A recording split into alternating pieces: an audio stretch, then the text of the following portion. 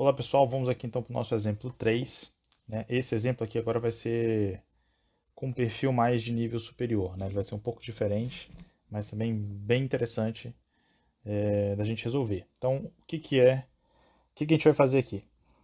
Esse retângulo aqui, considera que ele é uma barra, tá? Ele é uma barra que tem aqui um comprimento L, é uma primeira informação, tudo bem? E ele vai ter uma carga Q, né? Uma carga Q que eu considero essa carga Q positiva, certo? Aí, a uma dada distância dessa barra, eu vou ter uma partícula.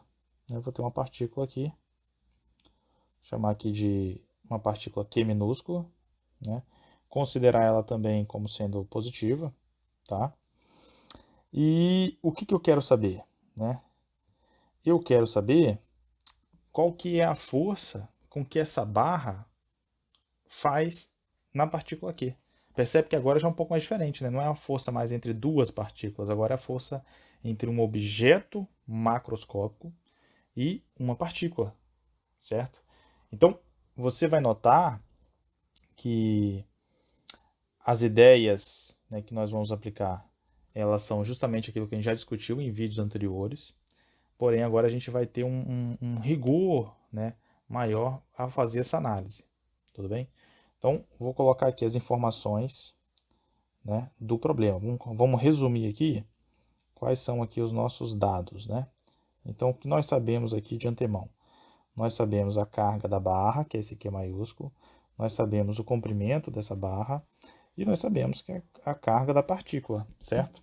Além disso, também incluo aí como informação, nós também sabemos que, pegando aqui o ponto médio dessa barra, né, o meio dela, até a partícula, isto vai me dar uma distância d.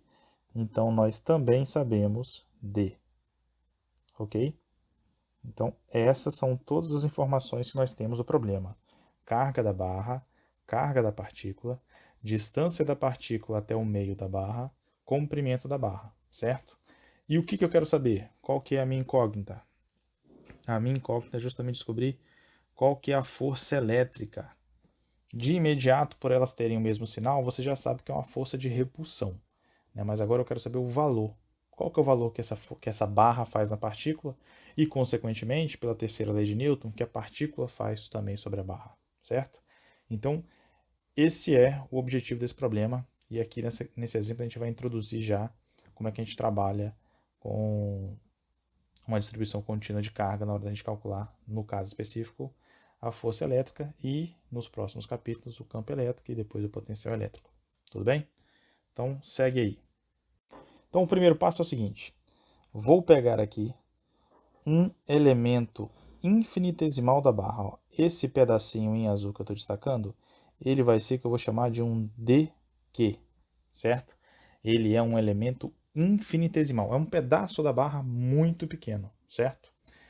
E aí eu vou calcular a força elétrica que esse pedaço da barra muito pequeno faz sobre essa partícula aqui. Tudo bem? Então vou escrever isso aqui, ó. Então coloquei assim: aplicando a lei de Coulomb entre o elemento infinitesimal dq da barra e a partícula q, temos que... O que é a lei de Coulomb? A lei de Coulomb é a equação que vai dar para a gente a medida, né, com que duas partículas carregadas fazem força uma sobre a outra, certo? Então aqui eu estou considerando esse dq como se fosse uma partícula, né? E eu sei então que a força que ela faz sobre Q, né? E o inverso também, né? Que Q faz sobre ela, vai ser dada por essa equação. Que equação é essa? A gente sabe o seguinte: lei de Coulomb é isso aqui, ó. Força elétrica é essa constante elétrica, produto entre as cargas, dividido pela distância ao quadrado, certo? Isso aqui é a informação dela em módulo, certo? Como eu vou estar pegando um elemento infinitesimal, ou seja, um pequeno pedaço, um pedaço infinitesimal da barra, essa minha força elétrica não vai ser a força da barra toda, vai ser a força desse pequeno pedaço. Então isso aqui vai virar o seguinte, vai virar um dFe, ou seja, uma força infinitesimal, certo? Que vai ser dada como 1 sobre 4πε0, certo? Vezes o produto entre as cargas. Quais são as cargas? A carga da partícula Q e a carga infinitesimal, que é dq, ok?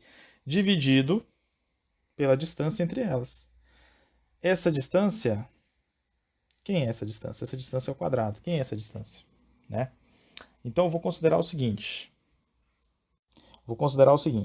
Vai ser uma distância x, que eu vou colocar aqui, ó, daqui, que é dessa posição até aqui, x.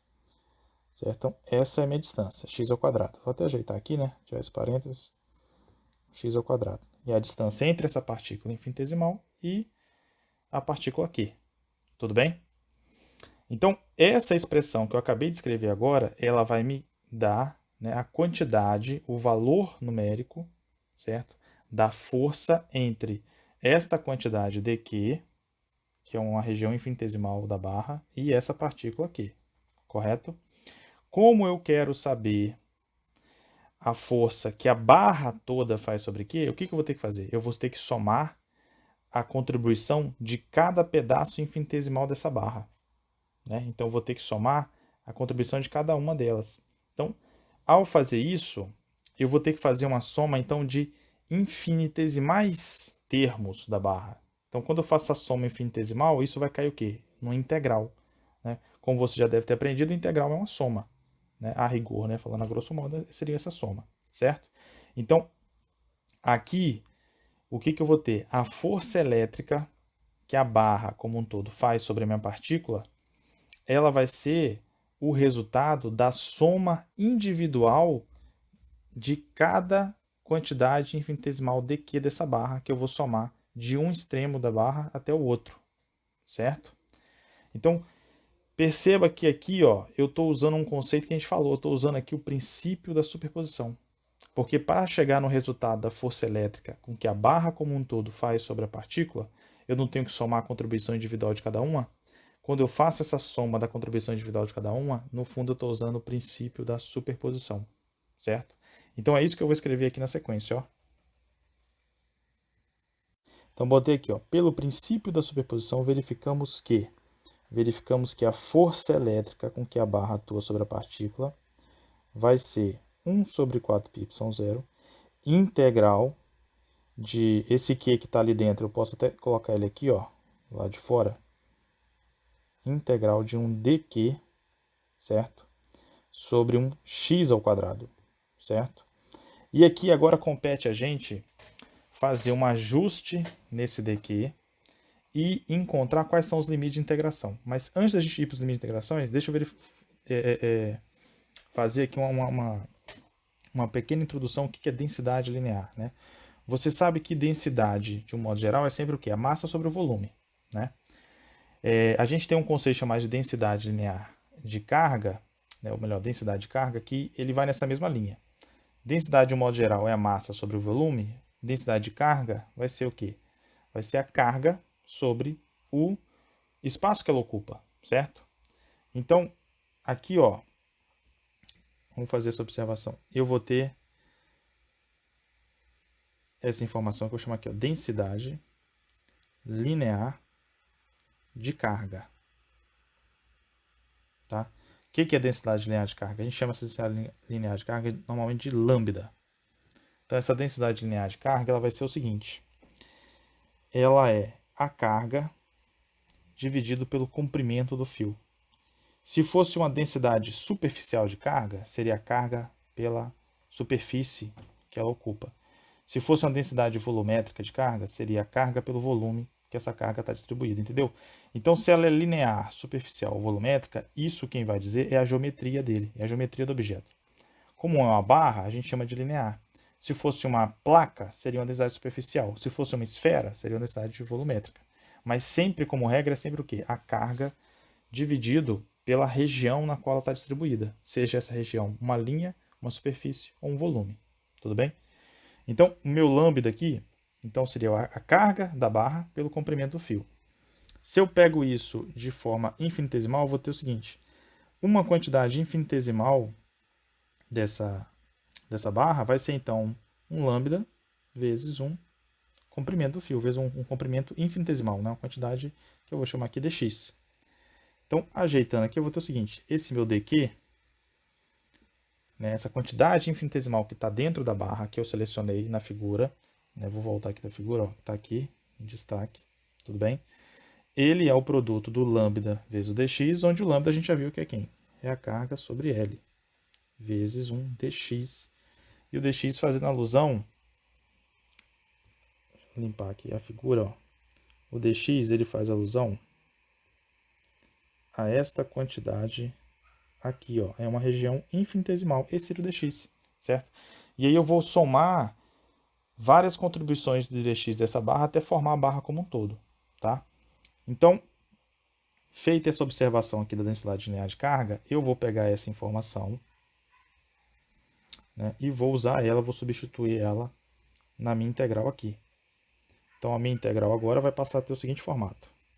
Força elétrica é o Q sobre 4πε0 dividido pela integral de um Qzão sobre L dx, certo?